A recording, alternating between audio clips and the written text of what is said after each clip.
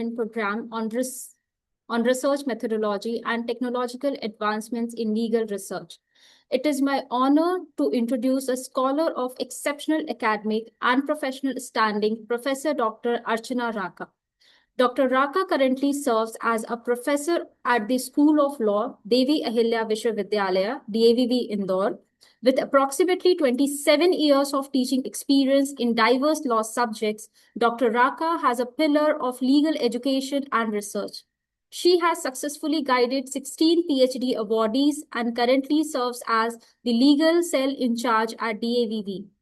Her professional versatility is further highlighted by her 2-year tenure as legal manager at Grasim Industries Limited.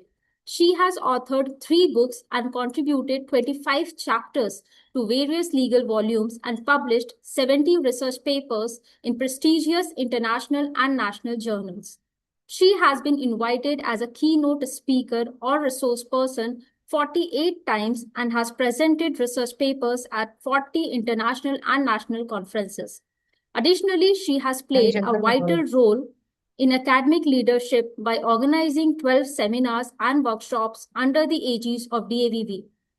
Today, she will be sharing her profound insights on research methods and ethics in research. Ma'am, we are privileged to have you with us. We now invite you to address our participants. सभी को नमस्कार।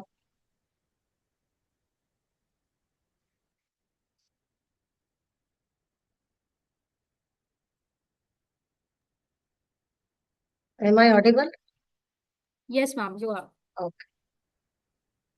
Good afternoon to the organizer of this FDP and especially Professor Dr. Geetanjali Chandra and all the faculties, participants of this FDP on research methods and technological advancement in legal research from May 11 to 20, in which various speakers will give their insight on research, because legal research is very much different from other research stream like management, social science and other. I have been assigned 2 topics: research methods and ethics in research. So I have divided my presentation half on research methods and rest in ethics in research. So first of all, as already one session is over, it has been covered by Madam that when we conduct research, we search something which has not been yet discovered by anybody. When we talk about the research, it must be in a systematic manner. Means our topic must have an systematic approach for research. So we want to know that what is the truth which was not yet discovered, and we can research on any topic. We can say that under the sun, research can be done on anything which is under the sun. Now, when we find the objectives of research, we will see that we may conduct research on the nature, purpose, policy, rules, and principles, but generally in legal research, we go for the rules, our jurisprudential aspect, that is principles. And when we conduct the research, we have to be very much strictly adhere to relevance, that our research is relevant in present scenario. It can be utilized, and its efficacy or adequacy is up to the mark. So when we conduct the research, first of all, we have to find out a topic, or we can say we have to identify an issue that in which field we want to conduct the research. Now when we have to start the research, we have to go through various literature which is already available. Then we have to, now we are living in the era of artificial intelligence. So we are now more relying on online resources rather than our offline resources. So first of all, for conducting an effective research, we have to make a synopsis. And in that synopsis, we have to develop a hypothesis. And that hypothesis will give us the direction, that in which direction and how we will conduct the research. If we are going for a non-doctrinal research, then we have to collect the data. But that doesn't mean that for doctrinal research, we have to only go for theoretical process that is in the form of just like assignment type. No, we can make in doctrinal research also tables or graphs showing that how, just for example, if we are taking uh, a topic related to environment protection or air environment protection relating to air pollution. So then we have to we can take all the judgments of the Supreme Court. We can bifurcate air, water, soil, and then we can make a table and present it. So effective research means your research must be effective to understand that what you want to do. So initially when we start the research, we have to go for a title, and title must speak itself that what is your topic. Then we have to create a statement of problem, that what problem, for which problem you have chosen the topic. Then your literature review, objective hypothesis that I think all of you know. Then how you will sampling you are doing. And very important is budget and timing, because if you will take a topic at district level, city level, and at your, we can say, zonal level, so then you have to decide the area of research also. It is very important. Then you will collect the data. Then presentation of data is also important. Then you will analyze the data and interpret the data. So after doing all these things, your research will be continued. But that research will continue with methodology. That your plan to conduct your study is research methodology. Now, why you have chosen this method, that is very important. You have to justify your method. If you are going for questionnaire, survey method, case study method, so then you have to justify it, and you have to bifurcate that it is doctrinal, non-doctrinal. Then you have to mention how much participant will be there, and participant means your stakeholders of that problem. All the stakeholders of that problem will be your participants. Then what procedure, material, how you are designing, all that must be included in your methodology. Then what previous research has been done, and what you are doing for future, that is also a part of your research methodology. Then you have to find the research gap, and at the end you have to give that what is to be done for future research. So all these at the end you have to give your conclusion, suggestion, and how your hypothesis tested, positive, negative. So there is separate sessions for your statistical tools and other information technology softwares. I am not going into the detail, but when we go for data analysis, the dependent variable, independent variable, and other variables that you have to keep in mind. how you can compare, how you will correlate. That is very important part of your research.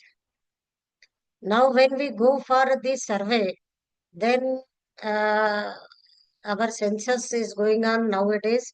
So census survey and sample survey, but census survey is time taking, and it is also doesn't fit in our budget. So we will go for always sample survey. But when we collect the sample, so then how we have selected the sample, that is very important. That must be justified in your research. But sample, when you collect the sample, or when you are collecting your survey, or doing survey with sampling, then these points must be kept in mind. Then they must represent the whole particular area. It is very important. Otherwise, that will be a biased study. Then homogeneity means that must have, when you compare that sample size with universe, so that must be homogeneous. It must not be heterogeneous. Then sampling must be adequate in number. Means sample size must be not to be very much small, because it must represent the whole area. Then the optimization means all the things should be in budget, in time, and so if it is optimized, then its result will be proper. Now research method is includes all the techniques and all the methods which are adopted for research. Second thing is that when we talk about the research methodology, so then we have to keep in mind the research problem, that how we will solve this research problem through our methodology, and we will complete our research, and we will give some logic behind it. That is your research methodology. Because otherwise, what it will, because there must be a concurrence in your topic, in your review of literature, in your research methodology, in your data collection. If anything is missing, then it will not be a good research. That is a research without a scientific approach. Now, there are so many methods for legal research. Generally, when we conduct in a doctrinal or non-doctrinal method, that is correct, but there are certain other methods which is also included in doctrinal method, that is comparative method of legal research. Now, when we compare the rules or the institutions working for any law or procedure, and any legal application of law, or any legal system or its a subsystem, so then we have to keep in mind that what are the similarities in the two systems, and what is the difference between the two systems. Then only we can compare the legal system or law. Now,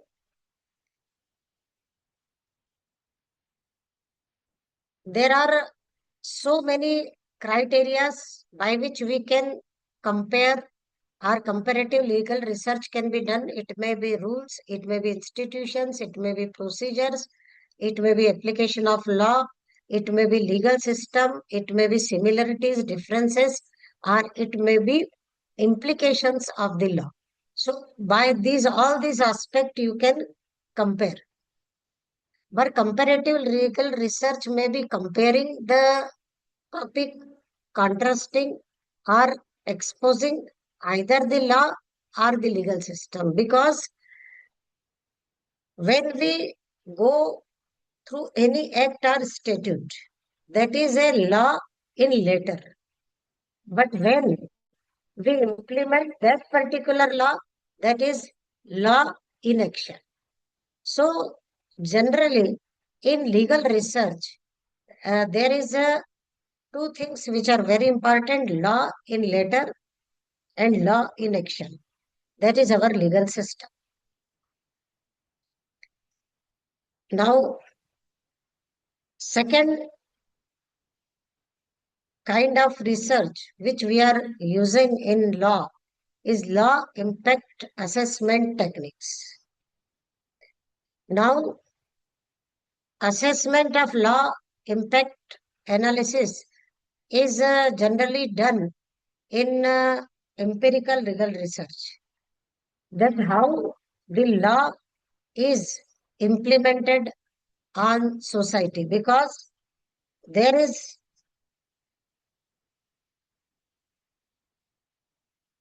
hello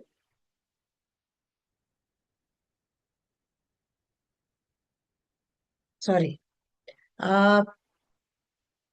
there is a law and society, because all the laws are made for the society. Now, whether that law, the object of that particular law, is fulfilling its purpose or not, that is to be done through the impact analysis.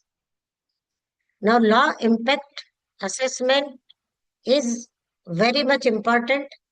As you have seen that Law Commission of India or Ministry of Law and Justice is doing law impact assessment, that whether which law which is continuing in the country in India is fulfilling its object or not. And we have seen so many amendments in our law which are which are in the present scenario, because the technology and law is going on simultaneously. So there is a problem that we have to follow the technology, or technology has to follow the law. That is very important. So in law impact assessment, we have to see that how the society is changing and whether the law is fulfilling its requirement or not. Whether we have to review that particular law or we have to amend that law. So that is very important. Now, if we want to introduce new law, then we can also conduct law impact assessment. We have seen judicial impact assessment in India, like in Salem Bar Association versus Union of India. Central government has done judicial impact as done in United States. Also, our Justice Jagannath Rao, that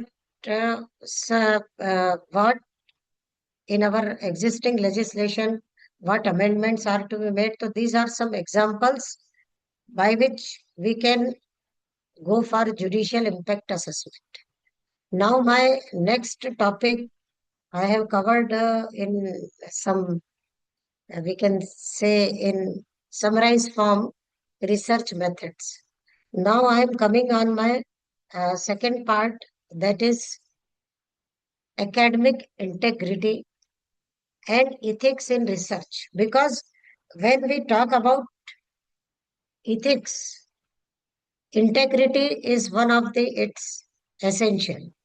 So academic integrity is that we are acknowledging somebody's work, means we are not taking some other works as claiming it as our work, because academic integrity is academic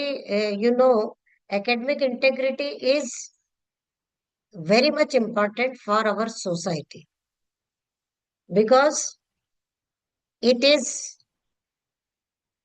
very much fundamental part of teaching, learning, research, and for knowledge. When we enhance day by day, we see that how the research methodology is used, how our statistics plays its role in our research, how technology is playing role in research. So academic integrity is now the counterpart of academic integrity is academic dishonesty. Now, any activity which are belong to others, which are not belonging to us, but which we are claiming that it is our work, it is our research paper. So that is academic misconduct or dishonesty. So it may take place as a single person, means it is replacing one person to another person, or when there is a group of researchers. Because in law, it may be 1, 2, 3, 4, but when we go through some science project, we will see there are so many group of peoples are there. Because if it is a chemistry practical, they are keeping 50, means doing practical in chemistry lab or physics lab or some science lab. So what they are doing, they are reducing the benefit of other research member. Means other research member has done something, but they are claiming that they are own. So that all comes within the academic misconduct or academic dishonesty. It is a table which is showing that what comes under academic misconduct. It may be fabrication, falsification, cheating, sabotage, and professional misconduct. Now it is cheating is divided into bribery or impersonation. Then that impersonation may be ghostwriting, plagiarism, and other things. For plagiarism may be self or by others. So all these things I have discussed. That what is fabrication? It is a kind of academic misconduct where some either there is no literature available and you are claiming it, you are creating it, or you are not giving, or you are fraudulently, or either you are not giving, mentioning the author name, real author name, or you are fraudulently giving some other's author name. Means you can do it in another manner, that in some research proof is needed. Even in our research also proof is needed. So what you are doing, you are giving some rupees to the person or to the villagers, and you are not going, you have never gone to the village. So that is one kind of fabrication.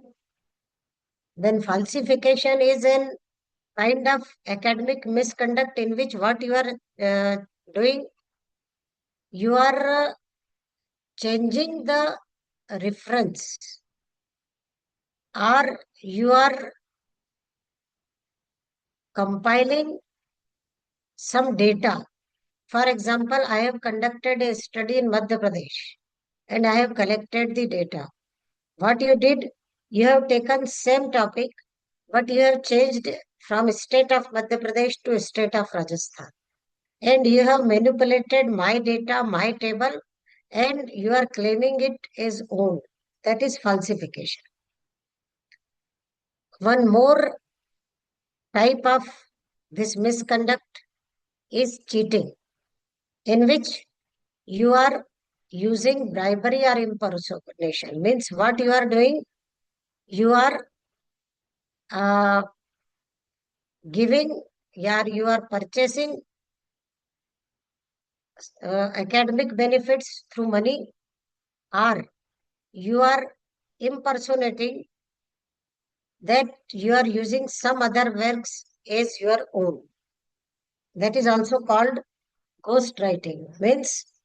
Ghostwriting means you are, the author is somebody else, and you are paying some money to him or her, and he will not object and will not sue you because you have given him the service charges.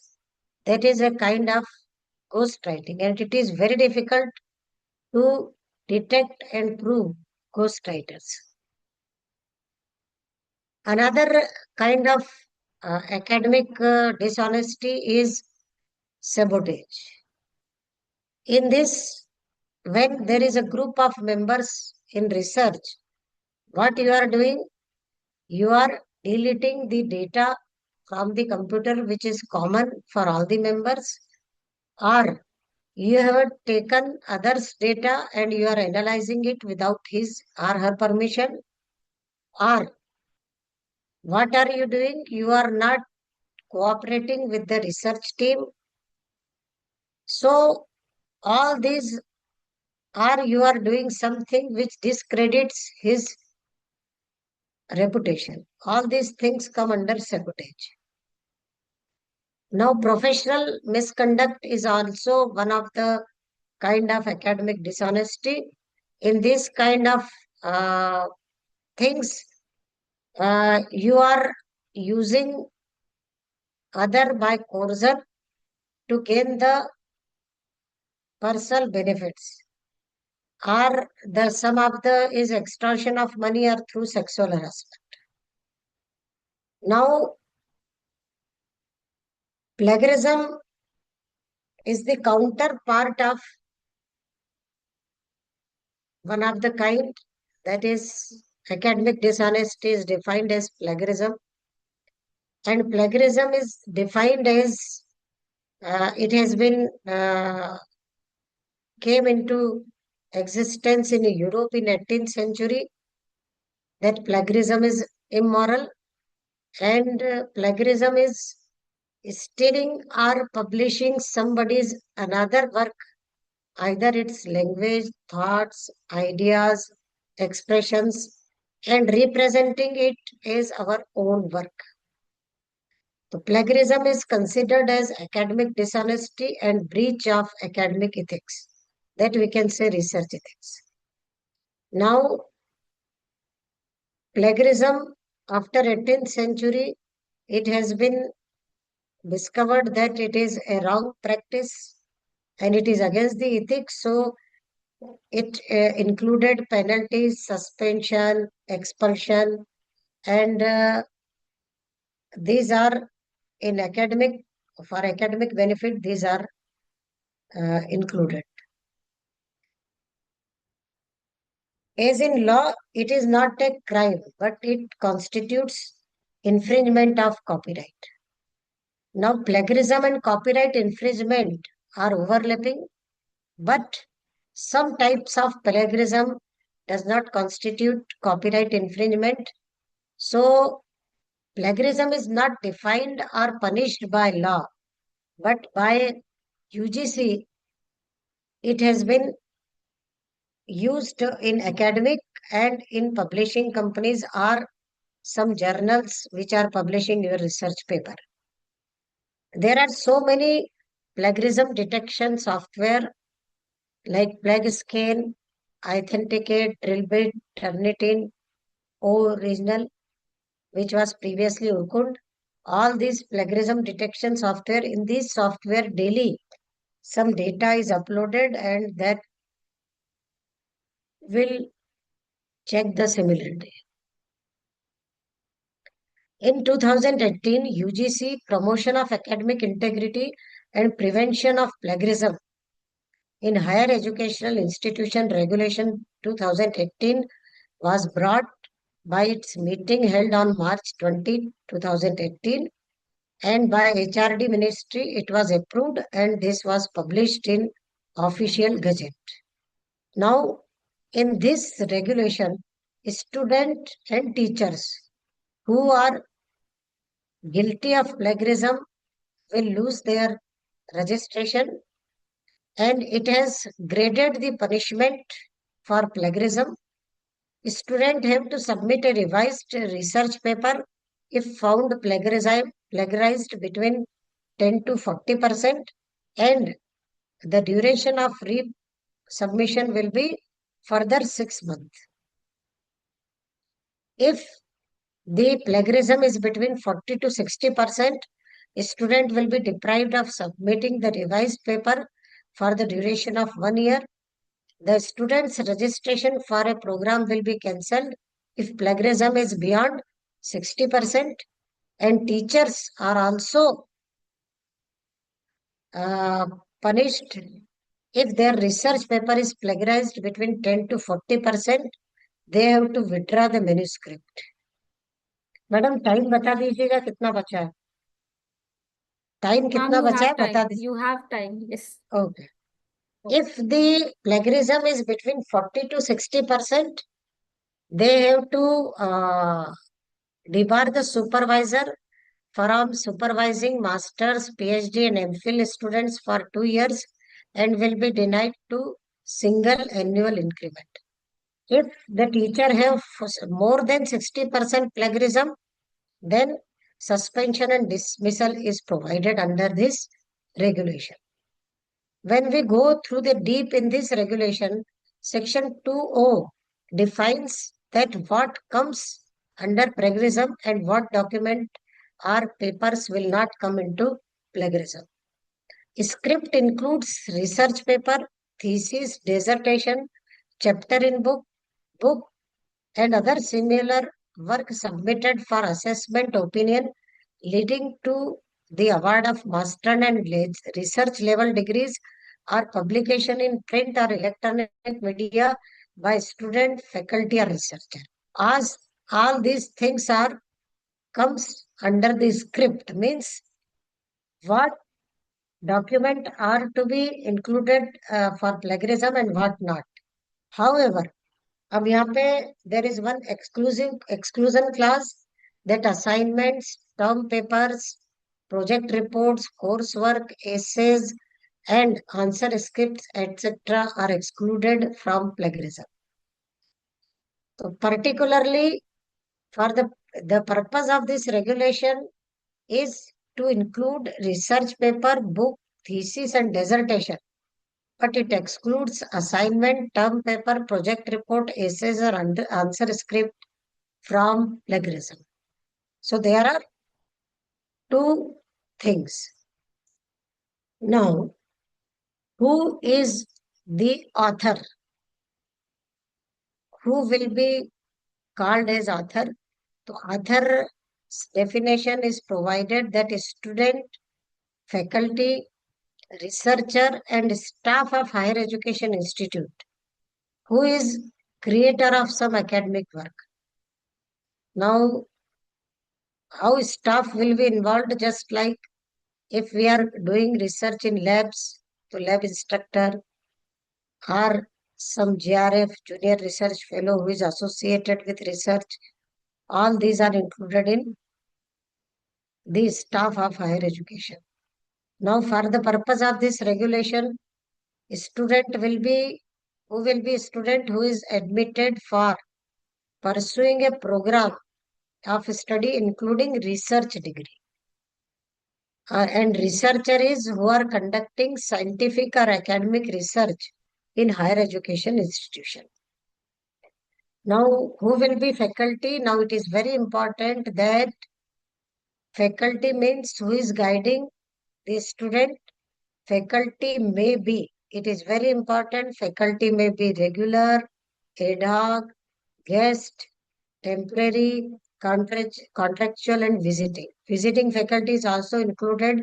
It is applicable till visiting faculty from regular faculty. Means all classes of faculty are included.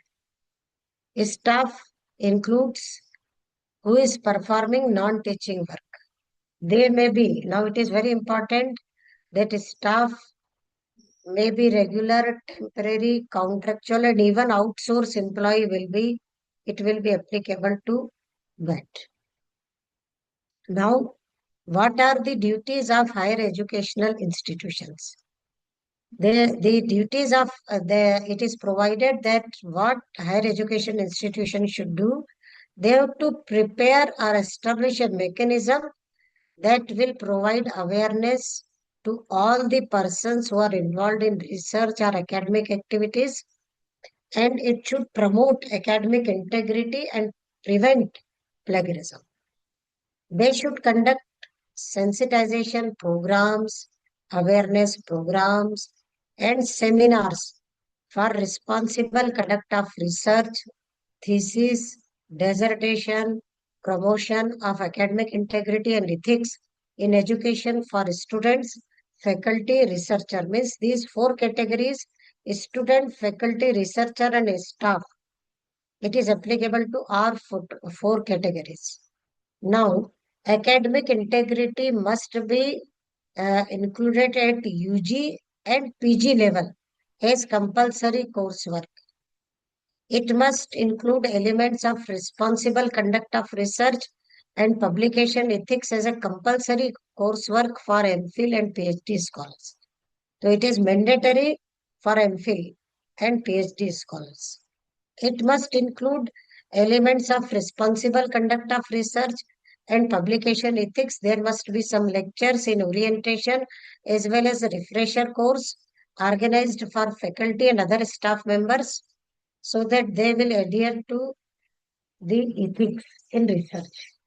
You have to train the students, faculty, staff and researchers for using plagiarism softwares and reference management tools.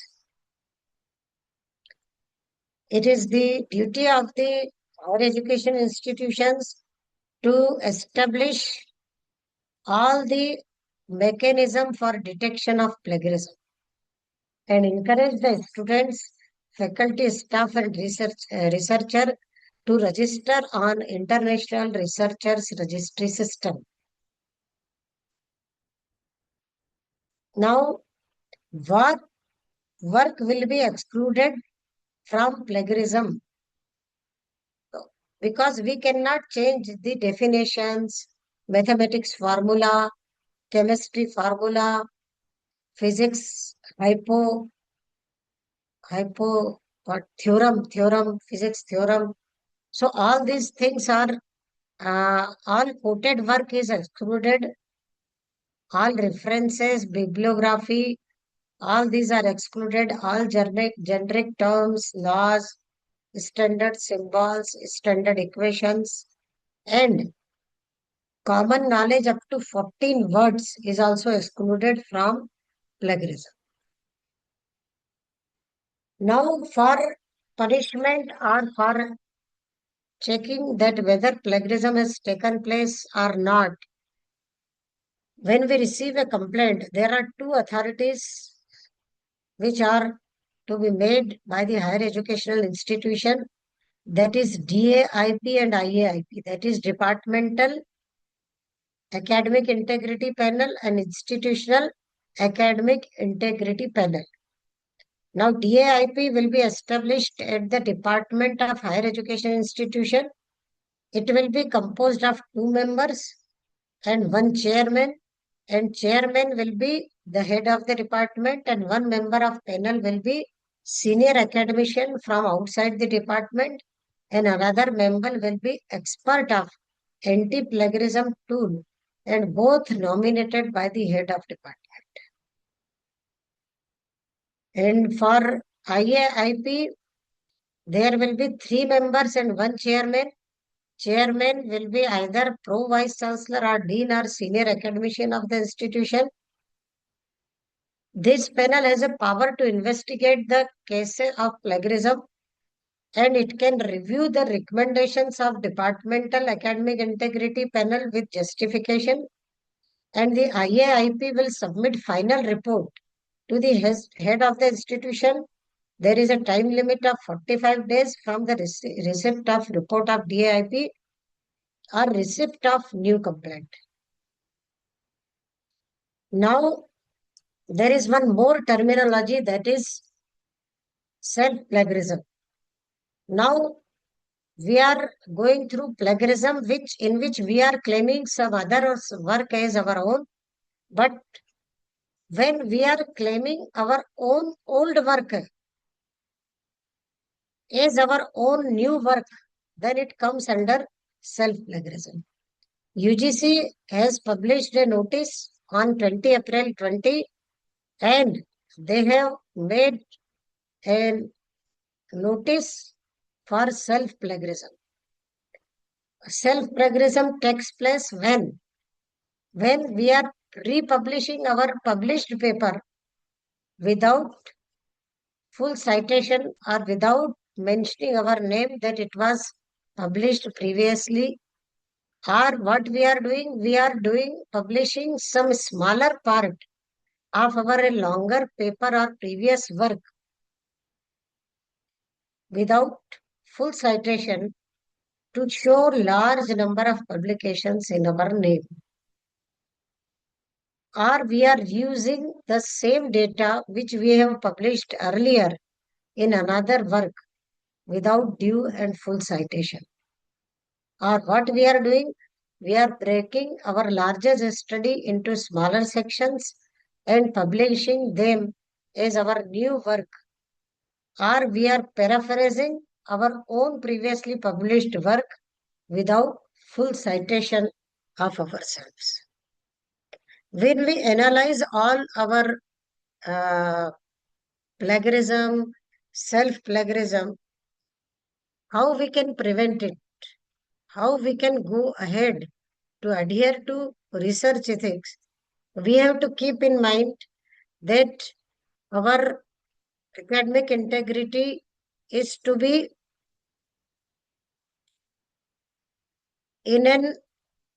our research work must be original, evidence-based and authentic. That is to be inculcated in our curriculum.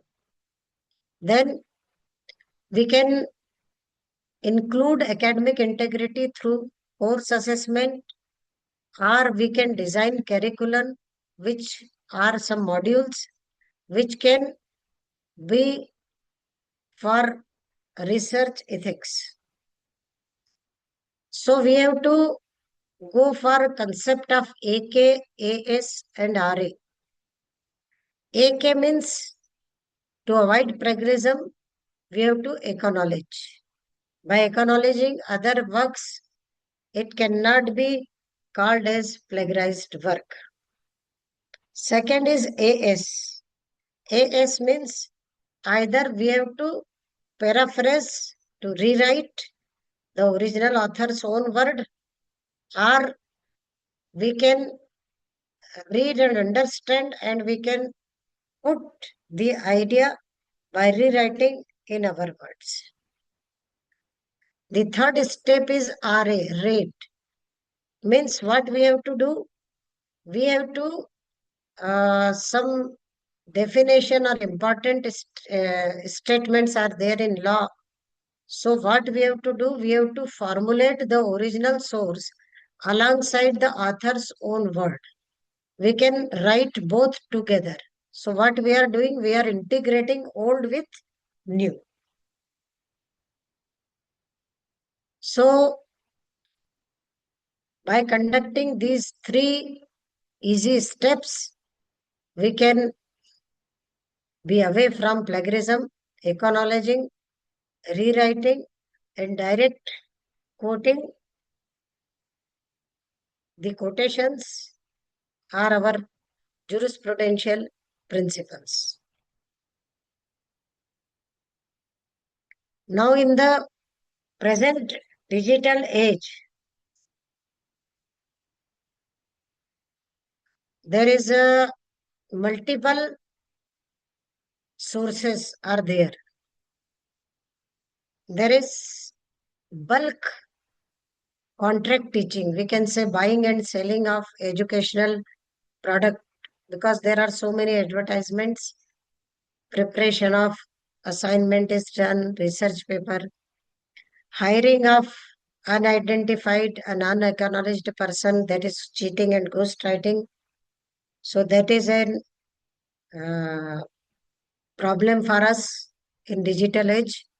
So what should institution do? There must be a holistic approach is to be developed at national and higher educational institute level, and we have to make a policy for plagiarism, and educational institute must have some penalties for cases where plagiarism is done. Now,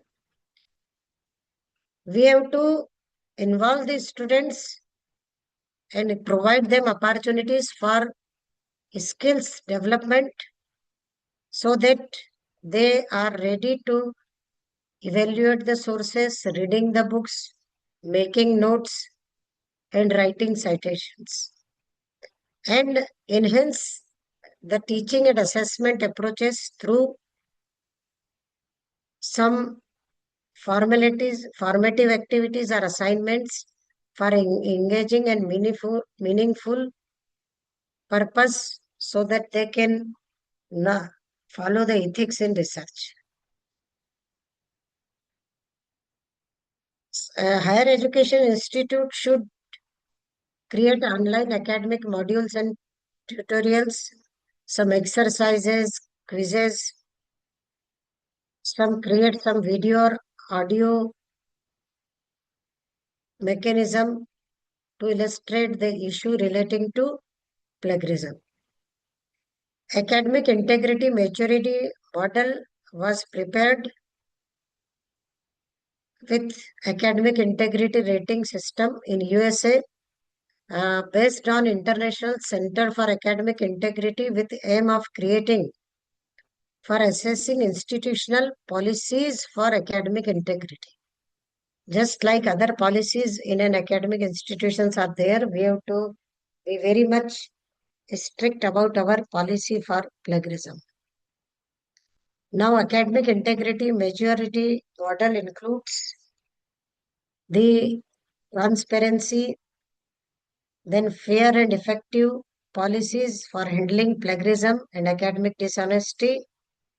We have to use digital tools and language repositories, then communicate our policies and procedures for plagiarism, training provisions for students and teachers. So my suggestion is that they have prepared, some universities have prepared honor codes, and at the starting point when the student take place admission, they will go for honor codes. Good academic integrity practices are also introduced during their first year study.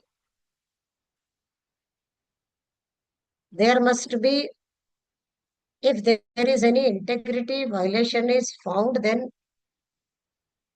there must be a fail grade is to be provided, or repetition of course, or some extra word or remedial session must be made compulsory by the university.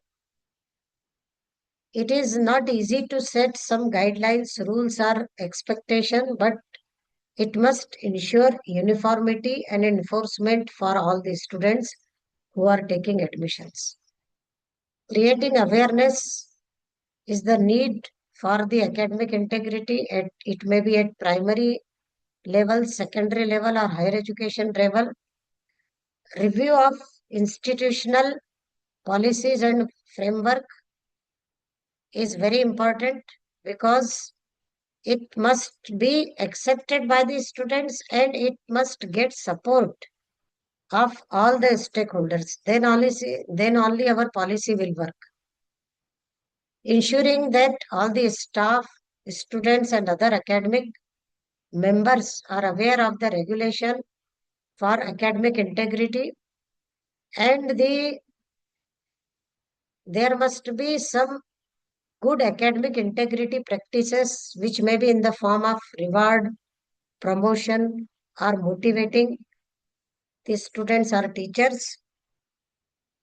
We can go for adopting high standard of integrity through revising teaching and learning quality approaches, because when we say some students to submit some work, they will go to ChatGPT and submit it. So that practices are to be avoided. We can go for adopting some electronic exam that will minimize the academic misconduct. We must have some tools for learning and similarity detection, just like our plagiarism software. So all these things are very necessary. So publication ethics in research is honesty, integrity. We have to respect IPR just like our copyright. Responsible publishing means when we are writer, other side also should be very much who are publishing our research, they must be responsible. There must be avoidance of plagiarism. There must be objectivity. So ethical code in research must be introduced to promote the research, and there must be some conflicts are there for authorship, because if it is single author, no problem. But when there are multiple authors, how the copyright will work, how multiple authorship will be divided. So all these conflicts must be resolved, and these codes will help the in clinical and laboratory research. International ethics code, some examples are there. Code of ethics from International Sociological Association for social science subject, Universal Declaration on Bioethics and Human Rights from UNESCO, International Ethical Guidelines for Biomedical Research, Nuremberg Code, Singapore Statement on Research Integrity, ICH Guidelines from the International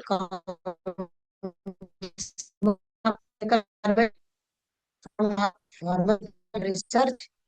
In pharmaceutical research in India, there is ethical committee in which some outsiders are also involved. Now, data collection and data management is also one of the big issue in plagiarism. So, when we collect the data or when we are claiming that it is our data, data ownership is to be very much clear. Data collection, data storage, data sharing, and data protection and privacy is a major problem in plagiarism.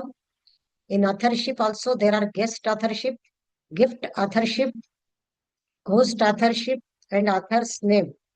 Because in the changing of order in author names, because first order author will get more marks for their API score, last author will get less uh, uh, weightage. All these things are to be kept in mind. So there is International Committee of Medical Journal Editors have made 4 criteria that contribution for design and conception of study or data collection analysis, drafted or revised the intellectual content, final version of manuscript for publication, or all these things are to be submitted simultaneously. And publishing a paper again and again, and research in multi-publication, and transparency in publication means when we are presenting paper in conference without a conference proceeding, and we are sending the same paper for publishing to another, that is also against the ethics. So UGC in its meeting on 9th August 29, compulsory course provided for all PhD students during coursework. This course includes research integrity, publication ethics, research misconduct, predatory publication, indexing and citation databases, open access public research metrics, citation, all these, and plagiarism tools. All these is regarding how you will adhere to ethics and what are the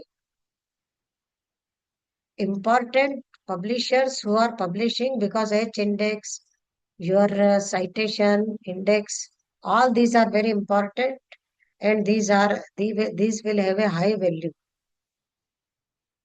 So my presentation is I have taken within time, I think so.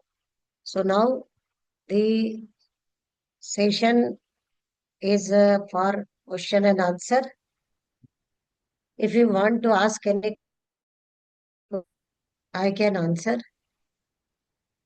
I think I have covered all the aspect regarding ethics in research, and faculty and student must be very much particular, because what happens as a supervisor of LLM dissertation or PhD, we are not aware. But when we go through this UGC regulation, we will see that how difficult it is to guide even in students. So now I am very much aware, and I came to know that many supervisors will publish paper with the student researcher who is pursuing PhD under their guidance. But you must be aware that when you are publishing a paper with your researcher or PhD scholar, you must know that it has no plagiarism. Otherwise, it will be harmful and punishable for you as well as for the researcher. Thank you. I request the question in the chat box.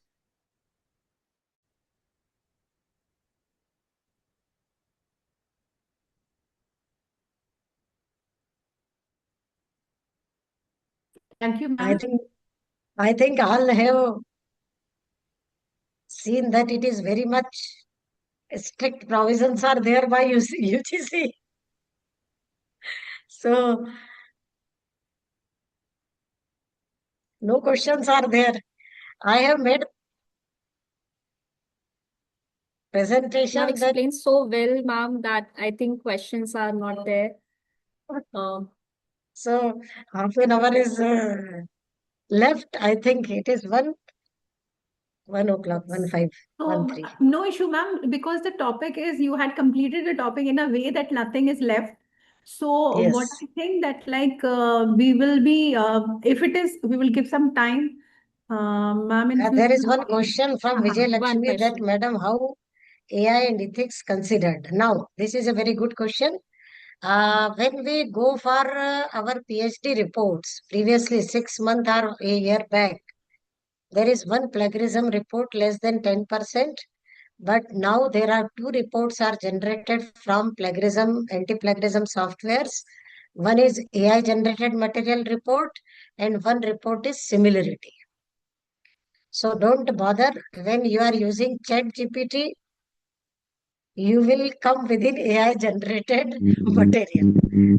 So, so AI generated material is now included in our this plagiarism software. So your AI will now go in hand with hand our plagiarism softwares. So beware that don't use some kind of AI software for preparation of your any paper or research work. That is very important. Ma'am, I have a question that on one hand, we are being asked to get trained on AI and use AI as much as we can. On the other hand, in the field of research, we are being restricted in using the AI. How to balance these? That use of technology in research is not good. You can use AI for your statistical data, but you cannot use AI for your research work. That is the difference. You can use AI for advancement of research. So you can use it as a tool for advancement, but not as a tool for writing your PhD or dissertation. You have to adhere the ethics because every profession has its own ethics. It may be lawyer, doctor, or CA. Otherwise, what will happen? So it is very important that ethics must be used.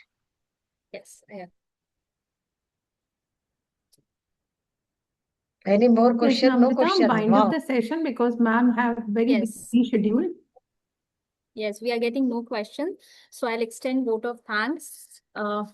Thank you, ma'am, for an incredibly detailed and essential session on research methods and technological advancements are rapid, your focus on the ethical foundation of academic integrity is vital for us.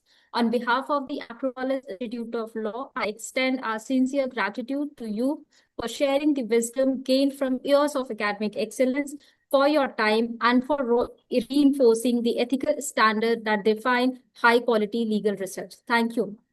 Thank you. Namaskar. Thank you.